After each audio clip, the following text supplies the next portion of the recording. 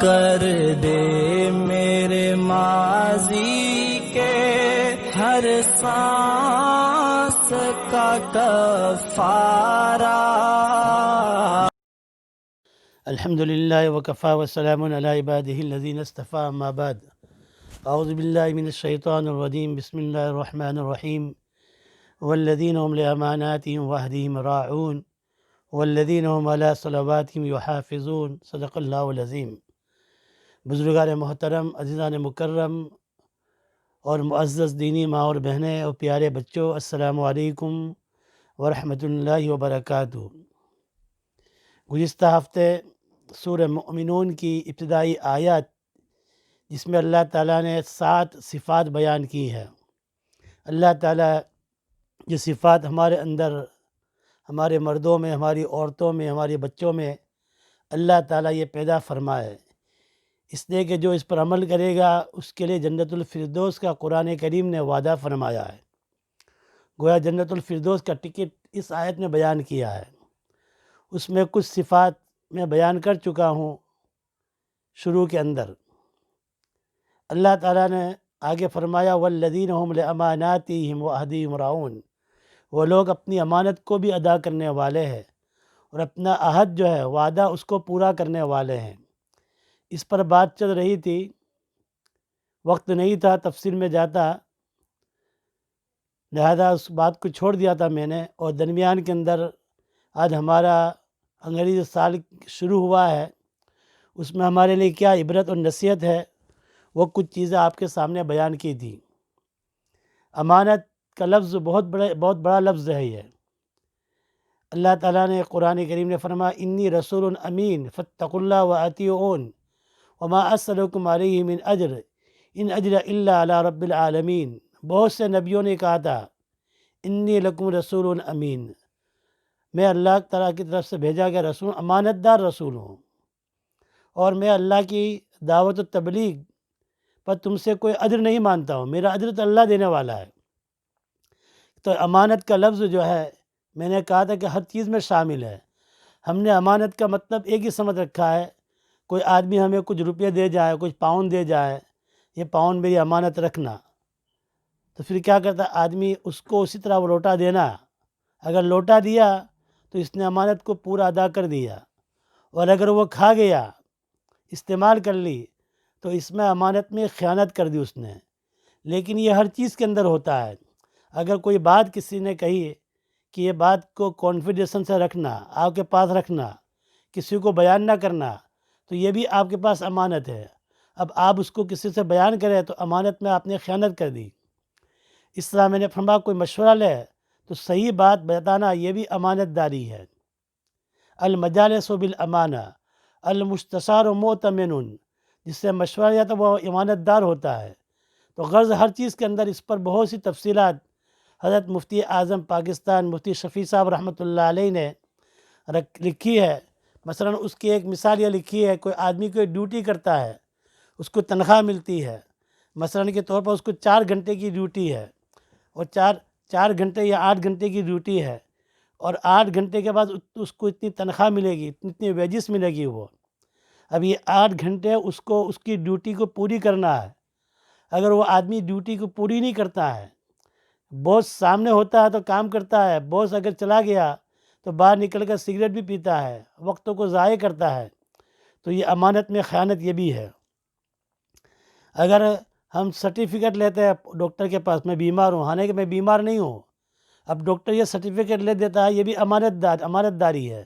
اگر حقیقت میں بیمار ہے تو ڈاکٹر سرٹیفکیٹ لکھ دے، حقیقت میں بیمار نہیں ہے تو پھر یہ سرٹیفکیٹ نہ لکھے۔ تو اس کی بہت سی قسمیں نکلے گی۔ آپ کو زیادہ قسمیں دیکھنا ہو تو معارف القرآن کو دیکھیے۔ اس طرح حضرت مفتی تقی عثمانی صاحب رحمۃ دامت برکاتہم کی اصلاحی خطبات کے اندر بھی انہوں نے اس کا تفصیل سے بہت سی باتیں لکھی ہے۔ تو خیر یہ بہت بڑا لفظ ہے امانت۔ اللہ تعالیٰ نے قرآن کریم میں ایک آیت میں فرمایا ان اللہ یأمرکم ان تؤدوا الامانات الی اہلہا۔ یہ آیت جو ہے رسول اللہ صلی اللہ علیہ وسلم پر کعبۃ اللہ کے اندر نازل ہوئی۔ اس آیت کی یہ خصوصیت ہے، اور ایک خاص واقعے کی وجہ سے یہ آیت نازل ہوئی۔ اسلام سے پہلے زمانے جاہلیت میں بھی کعبۃ اللہ کی خدمت کرنا بہت بڑی عزت سمجھی جاتی تھی اور بہت بڑی سعادت مندی سمجھی جاتی تھی۔ عرب میں بہت سے قبیلوں کے ذمے کچھ خدمات موجود تھیں، جیسا کہ حضور اکرم صلی اللہ تعالیٰ علیہ وسلم کے چچا حضرت عباس رضی اللہ تعالیٰ عنہ وہ حاجیوں کو پانی پلاتے، زمزم پلاتے تھے۔ اس طرح ابو طالب جو تھے ان کے ذمے بھی کچھ خدمات تھی، بعض لوگ کھانا کھلاتے تھے۔ اس طرح کعبۃ اللہ کی چابی کی بردار جو تھی، کنجی رکھنا بھی بہت بڑی سعادت مندی ہوتی تھی۔ اس کو مقررہ وقت پر کھولنا اور بند کرنا، اس کی ذمہ داری عثمان ابن طلحہ رضی اللہ تعالی عنہ کے متعلق تھی، جو بعد میں مسلمان ہوئے۔ تو عثمان ابن طلحہ رضی اللہ تعالی عنہ اپنا واقعہ بیان کرتے ہیں کہ زمانے جاہلیت میں ہم پیر اور جمعرات کو روز بیت اللہ کو کھولا کرتے تھے، لوگ اس میں داخل ہونے کی سعادت حاصل کرتے تھے۔ ہجرت سے پہلے ایک روز رسول اکرم صلی اللہ تعالیٰ علیہ وسلم کچھ صحابہ کے ساتھ بیت اللہ میں داخل ہوئے۔ انہوں نے حضرت صلی اللہ علیہ وسلم داخل ہونا چاہتے تھے، اس کے اندر انہوں نے حضرت صلی اللہ علیہ وسلم کو اندر جانے سے روکا اور انتہائی ترسی دکھائی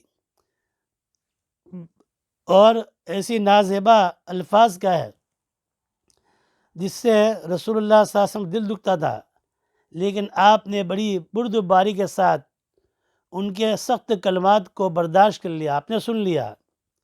پھر فرمایا آپ نے، یہ عثمان، شاید تم ایک روز دیکھو گے کہ کعبۃ اللہ کی چابی میرے ہاتھ میں ہے، میرے ہاتھ میں ایک روز تم کعبۃ اللہ کی چابی کو دیکھو گے، جب مجھے اختیار ہوگا جس کو چاہوں سپرد کروں۔ عثمان ابن طلحہ نے بڑا روکھا جواب دیا، جائیے اپنا کام کیجیے۔ اگر ایسا ہوا تو اس وقت قریش ہلاک اور ذلیل ہو جائیں گے۔ ایسا وقت تھا کہ آپ کے ہاتھ میں چابی ہوگی تو اس وقت قریش ہلاک اور برباد ہو جائیں گے۔ آپ نے فرمایا نہیں، بلکہ اس وقت قریش آباد ہوں گے اور قریش عزت والے ہوں گے۔ آپ یہ کہتے ہوئے بیت اللہ کے اندر تشریف لے گئے اور آپ نے نماز پڑھی۔ میں نے اپنے دل میں ٹٹولا تو مجھے یقین ہو گیا کہ آپ نے جو فرمایا ہے وہ ایک دن ہو کر رہے گا۔ میں نے اس وقت مسلمان ہونے کا ارادہ کر لیا، لیکن اپنی قوم کے تیور بدلے ہوئے تھے، وہ مجھے سخت ملامت کرنے لگے، اس لیے میں نے اپنے ارادے کو پورا نہ کر سکا۔ لیکن جب فتح مکہ ہو گیا تو رسول اللہ صلی اللہ علیہ وسلم نے مجھے بلایا اور چاری طلب کی۔ بعض روایت میں یہ کہ میں کعبۃ اللہ کے اوپر چڑھ گیا۔ حضرت علی رضی اللہ تعالیٰ عنہ نے آپ کی حکم کی تعمیل میں مجھ سے زبردستی چابی لے لی اور رسول اللہ صلی اللہ علیہ وسلم کو دے دی۔ بیت اللہ میں آپ داخل ہوئے، نماز ادا کری۔ نماز ادا کرنے کے بعد حضور اکرم صلی اللہ تعالیٰ علیہ وسلم تشریف لائے۔ پھر آپ نے مجھے فرمایا، واپس مجھے بلایا۔ اب یہ بہت سے لوگ مانتے تھے، علی بھی چاہتے تھے کہ چابی ان کے ہاتھ میں آ جائے، عباس بھی چاہتے تھے، لیکن آپ نے وہ چابی مجھے دی اور آپ نے فرمایا کہ اب قیامت تک کے لیے تیرے خاندان میں یہ چابی رہے گی، قیامت تک۔ جو شخص تم سے یہ کنجی اور چابی لے گا وہ ظالم ہوگا،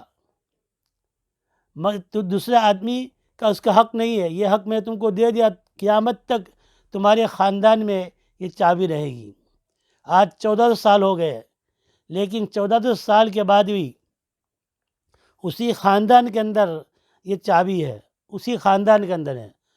عثمان ابن طلحہ کہتے ہیں، جب میں نے کنجی لے کر خوشی چلنے لگا تو آپ نے مجھے آواز دی اور فرمایا، اے عثمان، جو بات میں نے کہی تھی وہ پوری ہوئی کہ نہیں؟ یہ کنجی اب میرے ہاتھ میں آپ نے دیکھا اور کہا کہ بے شک آپ کا ارشاد پورا ہو گیا۔ اسی وقت کلمہ پڑھ کر مسلمان ہو گیا۔ تو یہ امانت کے بارے میں انشاءاللہ تعالیٰ میں آئندہ اور اس کے بارے میں بات بیان کروں گا۔ اللہ تعالیٰ ہم سب کو عمل کی توفیق عطا فرمائے اور قرآن و حدیث کو سمجھنے کی توفیق عطا فرمائے۔ وآخر دعوانا الحمدللہ رب العالمین۔